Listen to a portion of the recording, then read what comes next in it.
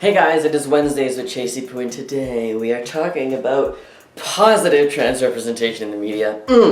This is a hard one because we always focus on the negative, but last year I actually wrote a paper in a conference paper thing, whatever, on positive representation in the media and how it's like a new hope.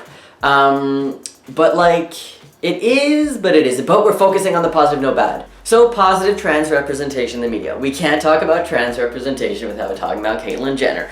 Now, I am going to say that I was very happy when she came out. Blessed, last year. It was cool, good. But then she started saying shit and it was bad. Anyways, the point of this is that I watch the I Am Kate show. And I know that not everyone watches it and it's like not like a huge deal. But I think that the new season is very positive for representation. And I say this because the people that she hangs out with, like her friends, are very, they're very on her when she does things that are inappropriate. And they tell her, look, you can be Republican, but the people that you're for are against trans, and all this stuff. Like, so I think that's really positive so that you could see her, like, evolution from, like, thinking all of these things that are just like, why are you saying this out loud? You're making trans people look horrible. To then saying things that are like, oh, like, I'm realizing that I shouldn't have said that. I think that's really positive, and I think that a lot of trans people like still really dislike or hate Caitlyn Jenner, and I am one of those people. I'm not a fan, but I mean I do watch the I Am Kate show because I need to know what's going on.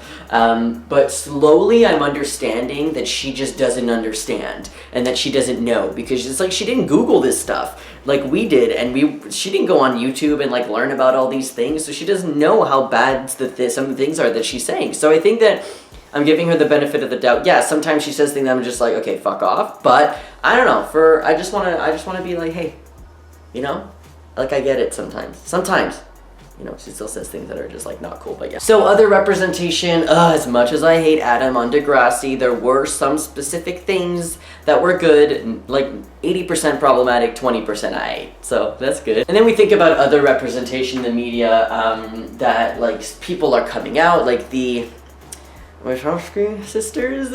I don't know how to say the last name, but the person who worked on The Matrix, they came out as trans like years ago, and then their sister just came out as trans as well, like trans women. So both of them, they went from like the Wachowski brothers to the Wachowski sisters. I don't know how to say the last name, that's why I'm Wachowski.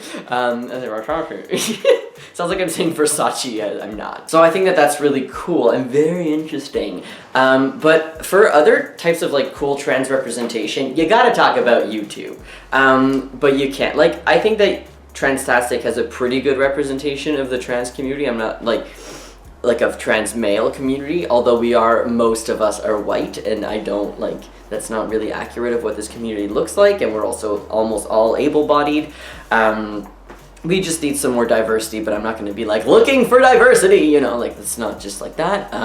Anyway, that's not what I'm trying to say. I'm just saying that we need to, people like me who have like maybe like a bigger presence in the community, and other people like Aiden and Skylar and stuff like that, we need to use our privilege that we have in this community to like outline and like demonstrate. God, what the hell am I trying to say? The people who are not so privileged at us, we help them to a level that people can listen to them. No? I don't know. Like, help bring the voices of the people who are marginalized in our own community, like, forward. There you go, that makes sense. But I mean, other than that, I can't really think of any other trans representation that's positive. Like, you can't talk about, like, Thomas B., the pregnant man who was on Oprah, like, 10 years ago, because that's, like, beauty. She's, like, touching the wire. Get away from there. Anyways, that was positive, because people are like, oh, trans people can get pregnant, but it was like mostly negative. Why does this have to happen?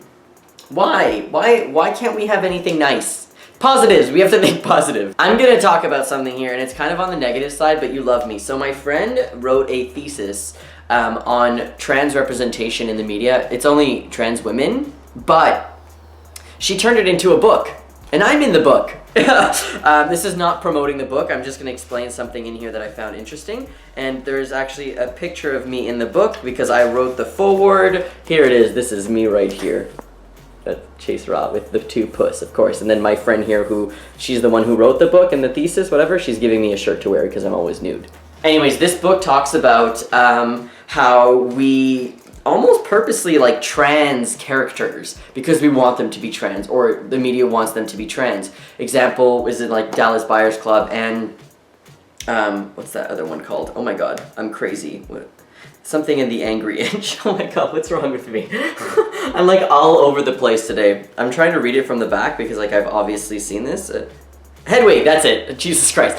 How we like almost purposely trans characters, but then we need to untrans them because maybe they weren't trans after all. And that's not like being identity policing to trans people at all. That's not what it is.